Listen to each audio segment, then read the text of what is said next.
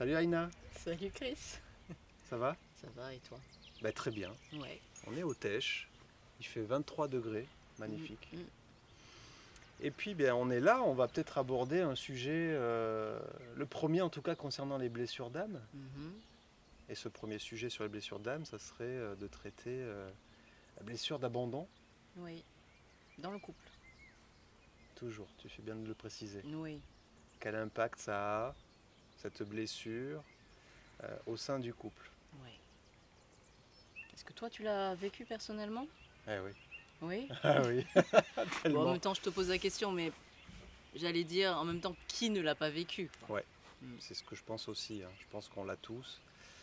D'autant que les blessures se cumulent les unes entre elles à des degrés différents. Mm. Moi, je l'ai vécu, elle s'est activée par le fait que mes parents ont divorcé quand j'avais 4 ans et ma maman est partie.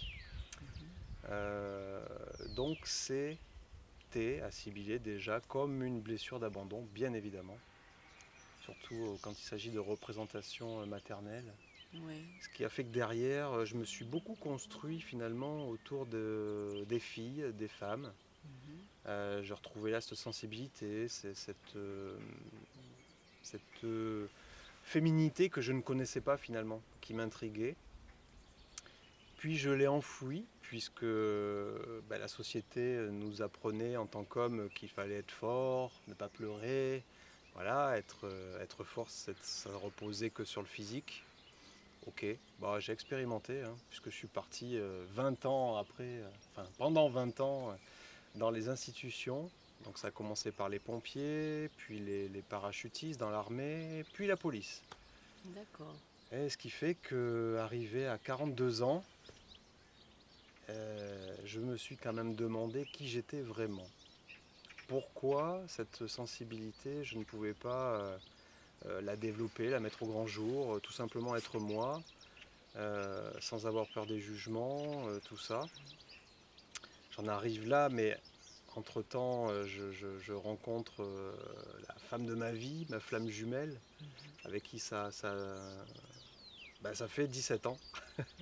Ça fait 17 ans, mais avec ces 2 dernières années, une coupure de 2 ans, 1 an et demi, la coupure entre guillemets, Euh, parce que justement, cette blessure-là était devenue trop pesante pour ma compagne. D'accord. En fait, la blessure d'abandon avec elle s'est réactivée sous forme de jalousie, d'inquiétude, de peur. Mhm. J'avais tellement peur qu'elle me quitte, et ce depuis le début de notre relation, Mhm. que les masques que je me crée par rapport à ça ont fait que je me suis retiré de la situation, enfin retiré de la relation, en me disant de toute façon elle me quittera. Puisque ma mère m'a quitté, elle me quittera. Euh, donc cette blessure d'abandon, elle était quasi permanente au quotidien pendant toutes les années de cette union. Alors quand tu dis au quotidien, ça veut dire que ça s'exprimait comment? C'est-à-dire que par exemple tu pouvais te dire tous les jours, dès que, je sais pas moi, un petit Hmm. retard ou une contrariété, te dire qu'elle a rencontré quelqu'un, qu'elle t'aime plus. En fait, c'est exactement ça, puisque la blessure d'abandon, elle est aussi assimilée à un manque d'estime de soi, parce Mhm. que quand on est abandonné, il y a la trahison, mais il y a un phénomène qui fait que l'on se demande si on ne mérite pas ce départ. D'accord. On porte un petit peu cette responsabilité. Ouais. Euh, Vu que ma mère est partie, peut-être qu'inconsciemment, je me suis dit que si elle est partie, c'est parce qu'elle ne m'aimait pas assez. Ouais. Et ça, quand je suis retombé donc sur une femme qui m'a ouvert son cœur, je me suis dit, oui, mais si la femme de ma vie, ma mère, m'a abandonné, pourquoi celle-ci ne le ferait pas également? Ouais. Donc au quotidien, c'était, elle rentre le soir fatiguée, un peu fermée parce que fatiguée. Ma fabrication mentale va faire que je vais me dire, ah, ben voilà, elle est fermée, elle n'est pas heureuse de me voir, donc elle a peut-être rencontré quelqu'un, donc elle va m'abandonner. Ouais. Donc c'est ce que je pensais, donc je ne la mérite pas. Ouais. Voilà, patati patata. Ça peut aller très très loin dans la fabrication mentale et tout ça, c'est l'ego qui fabrique. Hein. C'est cette énergie mentale qui grandit avec ces blessures liées à l'enfance. Après, quand tu dis donc tu ne la mérites pas, ça c'est vraiment du coup lié au manque d'amour de soi. Oui, C'est-à-dire qu'effectivement, souvent quand on est enfant, on culpabilise de se dire que si les parents se séparent, c'est à cause de soi-même. mm, Et du coup qu'effectivement on ne mérite pas un amour digne de ce nom ouais. parce qu'on ne s'aime pas, quoi. C'est ça, C'est ça. c'est ça. Mm. C'est ce qu'a provoqué, je pense, la séparation de mes parents. Pas que ma mère. Ma mère est partie, il y a un jugement derrière. Bon, ça s'est fait comme ça. Mais euh, bien évidemment, l'enfant qui est au milieu de ce couple-là, quel qu'il soit, va se demander si finalement c'est pas à cause de lui que ses parents se fâchent. Et ça Ouais. arrive, parce qu'il y a des sujets de conflit au sein d'un couple. C'est souvent ou l'argent ou les enfants, Oui. enfin des petites choses L'éducation, comme ça, mais ouais.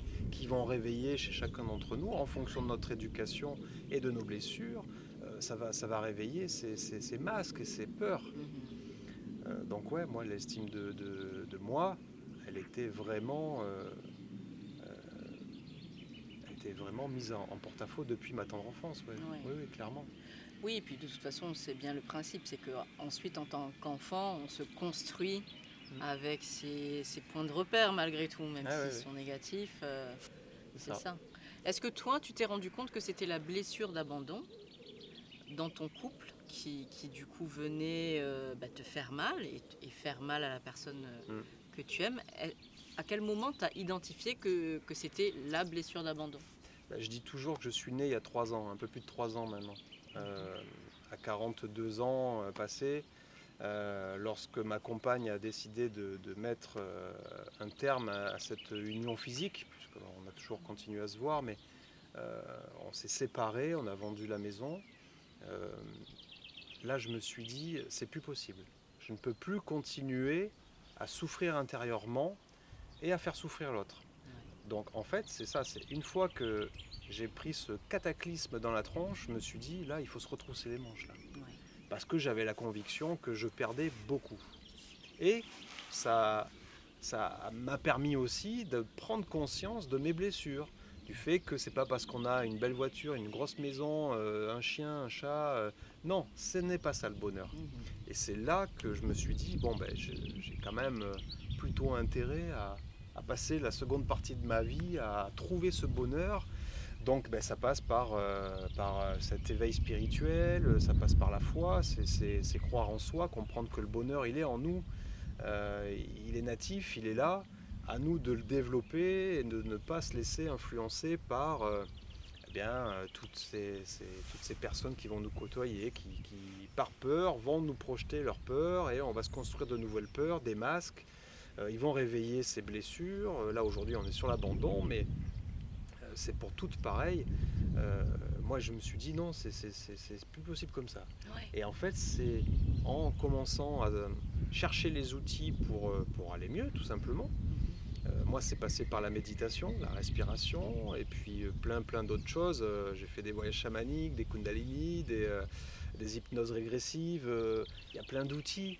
Il y en a des centaines et des centaines Ouais. qui sont propres à chacun. C'est là que je me suis dit qu'il fallait que j'aspire à trouver ce bonheur. Et c'est là que j'ai compris qu'il fallait que je m'aime d'abord Mhm. avant de pouvoir aimer quelqu'un d'autre et bien évidemment être aimé de cet autre. C'est ça l'amour inconditionnel Ouais, finalement. bien sûr. Est-ce qu'aujourd'hui, du coup, voilà, les apprentissages, les enseignements que tu as pu intégrer par rapport à cette blessure d'abandon dans ton couple, aujourd'hui, comment ça se passe? Puisque, en quelque sorte, il y a eu un nouveau Chris, donc forcément un nouveau couple Mm.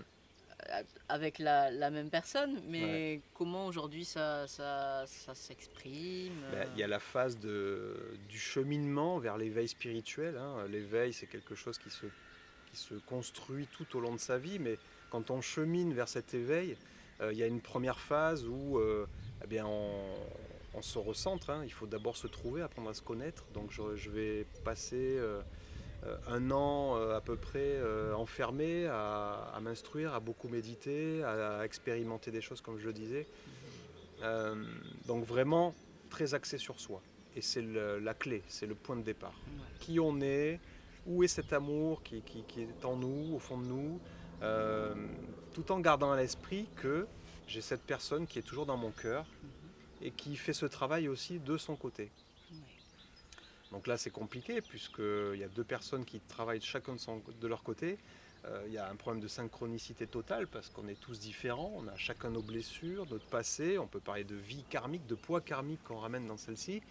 Euh, mais voilà, je vais passer à peu près un an comme ça, à renfermer dans ma caverne en moine bouddhiste, avant de pouvoir rouvrir mon cœur et de la retrouver en lui disant, ben voilà, j'ai énormément changé, c'est en moi, je le vibre comme ça, je le ressens, et en face, elle le constate aussi. Mhm. Donc ben, il va falloir attendre qu'elle aussi se sente OK, Ouais. qu'elle est suffisamment expérimentée et compris, identifiée, conscientisée, Ouais. ressenti, pour que aujourd'hui nous soyons à nouveau ensemble. Ouais.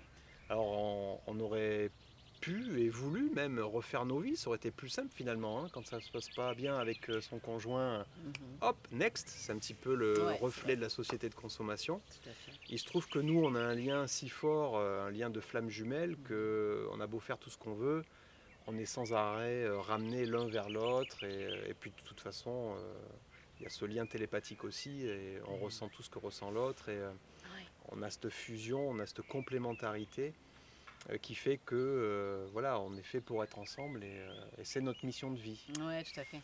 Mais ça, c'est une chance quand même. Alors, c'est une chance, entre guillemets, et en même temps, je trouve que c'est beau parce que finalement, je trouve que c'est un peu à l'image d'un parcours, bon, bah, de toute façon, un parcours initiatique, hein, les Ouais. flammes jumelles, bien évidemment, cette connexion divine. Et en même temps que tu racontes, tu vois, j'ai vraiment la vision du couple, du nouveau paradigme du couple et du couple de demain en quelque sorte. C'est-à-dire qu'effectivement, la chance d'être flamme jumelle, c'est qu'en même temps, même si c'est un parcours qui est difficile et douloureux, c'est un lien qui est indestructible. Ouais. Donc comme tu le disais, effectivement, ça aurait été plus facile dans notre société de consommation, d'hyperconsommation aujourd'hui, de passer à autre chose, de passer au suivant, à la suivante, sans guérir ce qui est blessé en nous, Ouais. et puis de continuer à se faire du mal et à faire du mal aux autres, etc.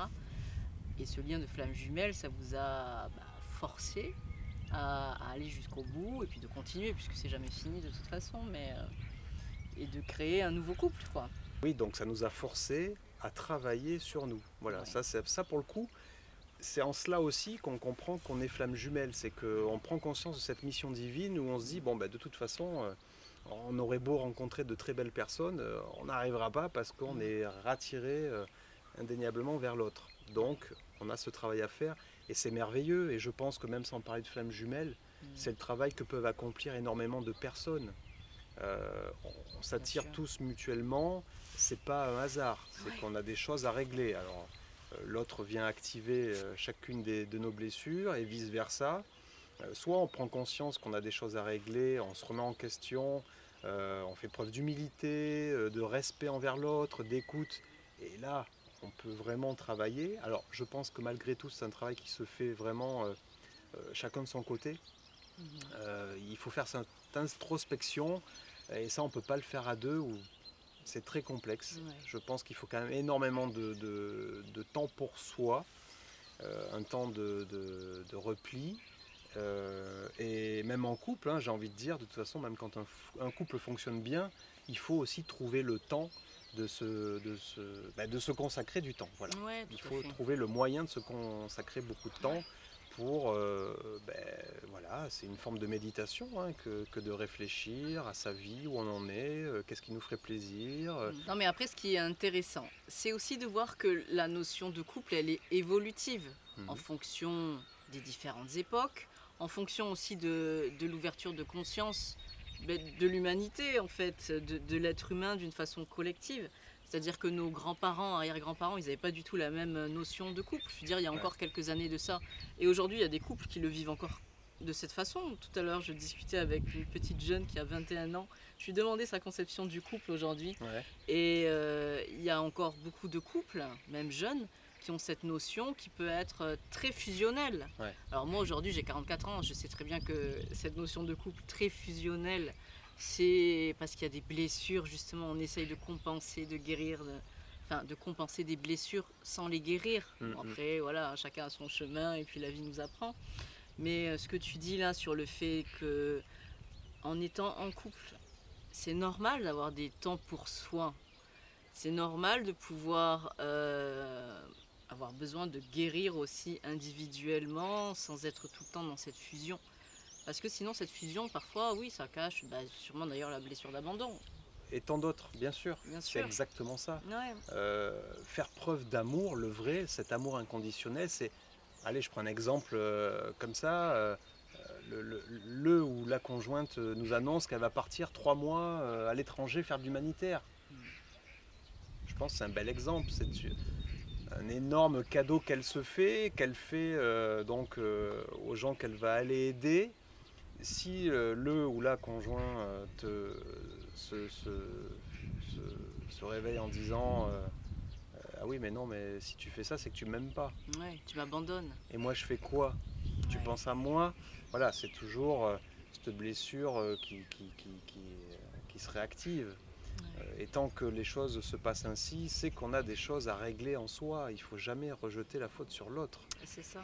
Les points de vue, toutes les vérités sont bonnes. Hein, Après, c'est aussi, tu vois, parfois des petits repères comme ça, de se dire qu'effectivement, à partir du moment où on ramène toujours les choses à soi, mais dans le mauvais sens du terme, finalement de se positionner un peu comme une victime, ça doit mettre cette petite puce à l'oreille de se dire ah mais tiens, en fait c'est une blessure qui est activée. Ouais. Bon après ça c'est du coup un éveil de conscience. Plus on en parle, plus ça permet d'en prendre conscience. D'ailleurs le fait qu'on en parle tous les deux, les personnes qui vont nous regarder peuvent se dire ah oui effectivement j'avais pas conscience du fait que quand j'ai mal quelque part l'autre me fait mal mais c'est ma blessure à moi que je dois soigner, c'est pas l'autre forcément qui doit se faire soigner. Bien sûr. Il y a cet effet miroir, il faut le comprendre, il faut vraiment être à l'écoute de soi pour être à l'écoute de l'autre et vice versa. C'est pas une tare, faut pas avoir peur de ça. Maintenant, c'est vrai, comme tu dis si bien, il y a énormément de codes et de règles à déconstruire, à oublier. Je pense que la jeune génération s'ouvre davantage à cette philosophie de vie, parce qu'en fait, cette construction-là, elle est vraiment occidentale. Ouais. On a vraiment, oui, il y a une construction type depuis la Seconde Guerre mondiale et on est resté sur ce même schéma. Où vraiment le couple se construisait comme ça. Maintenant, ce n'est plus du tout pareil. La vie avance, les choses évoluent sans cesse, hein, au rythme des saisons, des années, des décennies. Ouais. Donc il faut aussi s'adapter. Et puis je pense que c'est un beau cadeau que d'être sur cette planète. Donc il faut aimer la vie, il faut aimer les gens, il faut s'aimer. C'est comme ça, en rayonnant, qu'on va pouvoir construire un monde meilleur. C'est pas utopiste, on ne changera pas la planète entière, mais au moins aider, quand on a compris comment ça fonctionne, ceux qui veulent bien être aidés. Ouais, bien sûr. Et puis, effectivement, comme tu disais, je pense qu'aujourd'hui, la différence des couples d'aujourd'hui, même les plus jeunes, c'est, je pense, vraiment dans cette conscience de l'importance de la communication. Déjà de se parler, de parler de ses émotions, de parler de ce qu'on ressent, déjà, rien que ça. Et ça fait quand même toute la différence. Hein. Il y a une chose, moi, qui m'a toujours marqué, tu parles de communication, alors au sein du couple c'est compliqué, mais même entre hommes, lors de soirées ou peu importe, hein, quand on est en petit comité entre hommes, on ne se livre pas. D'accord. Tu vois, c'est quelque chose qui ne se fait pas. Alors c'est quelque chose que je fais maintenant puisque je m'entoure de gens qui pensent comme moi, mais c'est quelque chose qui ne se faisait pas, c'était tabou. On ne parle pas d'intimité, on ne parle pas de tout ça, on ne se livre pas. Donc comment veux-tu avancer voilà, si on est toujours dans la comparaison de biceps ou de celui qui a la plus grosse maison ou voiture, ou celui qui a la plus grosse situation professionnelle, Ouais. non, on n'avance pas du tout en ce sens. Non. Alors du coup, toi qui en parles beaucoup plus facilement aujourd'hui en tant qu'homme, Mm. est-ce que quand tu en parles ou que tu tends la perche à d'autres hommes, comment eux le reçoivent? Mais je te dis, ça dépend en fait de qui j'ai en face. J'arrive à m'entourer de plus en plus de gens qui vibrent comme moi. Ça, c'est aussi dans le parcours de cheminement vers l'éveil spirituel. Donc je rencontre de moins en moins de gens qui sont vraiment opaques, hermétiques. Ouais, Ceux-là, je les sens à 2 km et je sais qu'on n'abordera pas le sujet du développement personnel ou de l'éveil, peu importe. Voilà, la remise en question, l'humilité et assumer sa part de féminité sont des thématiques qu'on n'abordera pas avec ces gens-là. ouais, Parce qu'ils ne sont pas prêts, parce que on va les bousculer, donc on va les sortir de leur zone de confort, et ça, s'ils ne sont pas prêts, ils ne voudront pas. bien sûr. Donc ils vont rester dans leurs blessures et leur construction. Certains vont passer toute leur vie comme ça, d'ailleurs beaucoup trop à mon sens, mais par contre, les hommes que je fréquente ont cette écoute, cette volonté de s'améliorer, d'avancer pour soi, mais aussi pour les autres, et notamment pour les femmes, pour avoir des relations harmonieuses. Parce que Ouais, les hommes et les femmes, je répéterai toujours, on est parfaitement complémentaires. bien sûr. C'est une union magnifique quand elle fonctionne, quand on a travaillé sur soi. Mais voilà, je pense qu'on est là dans cette vie pour justement traiter ses blessures, trouver l'amour au fond de soi et puis ensuite le partager. Ça, c'est que du bonus. Ouais, bien sûr. Bah, d'ailleurs, pour en revenir à la blessure d'abandon dans le couple, bon voilà, tout à l'heure tu disais que tu avais passé un an à vraiment te replier sur toi-même. Ouais. Ce qui est intéressant, c'est que dans cette blessure d'abandon, finalement, le seul moyen aussi, enfin le seul, une façon de guérir cette blessure d'abandon, c'est de cesser de s'abandonner à sa blessure. Et c'est ce que tu as fait, tu t'es retrouvé. Ah oui. Tu t'es retrouvé Ouais, pour ouais. justement comprendre que c'était cette blessure Mm. d'abandon qui était difficile pour toi, pour ton couple, et pour pouvoir apporter une autre réponse. Ouais. Ça sert à ça de se retrouver soi-même Mm. et de se donner l'autorisation de s'aimer. C'est ça, alors moi c'est face à l'échec entre guillemets, face à cette blessure d'abandon matérialisée quand elle est partie. Là je me suis pris double gifle, hein. J'ai dit non, c'est pas possible. Ouais. Tu t'y Mais attendais pas? je commençais à vouloir mettre en place des petites routines. Je testais, tu vois, c'était une période de test l'année avant le départ et je commençais à méditer. Alors on se laisse porter, on teste pas mal de choses, on comprend pas trop ce qui se passe. Euh, et puis de toute façon, vu qu'il y a ce problème de synchronicité dans le couple, oui, j'allais changer, mais j'aurais mis beaucoup plus de temps, je pense, si Ouais. elle n'était pas partie. Ouais. Bon voilà, en tout cas la blessure d'abandon au sein du couple, le principe quand même c'est de pouvoir l'identifier. Identifier que quand il y a quelque chose de douloureux, c'est l'autre il est là en miroir pour nous montrer ce qu'on a à guérir en nous, à devenir une meilleure version de nous-mêmes et pour nous-mêmes. Hmm. Après c'est pour le monde parce que ça rayonne et que du coup il y a toujours des solutions, que ça passe par la communication, par le fait de retrouver aussi confiance en soi et puis en l'autre. Ouais. Ça va ensemble. Ouais, complètement. Et que rien. Toi, tu es un bon exemple qui montre que, que rien n'est perdu, quoi, finalement. Bon, au-delà du lien de flamme jumelle, deux personnes, quand elles s'aiment vraiment et qu'elles sont prêtes à faire ce travail en conscience pour aller mieux et puis pour continuer de construire ensemble, tout est possible.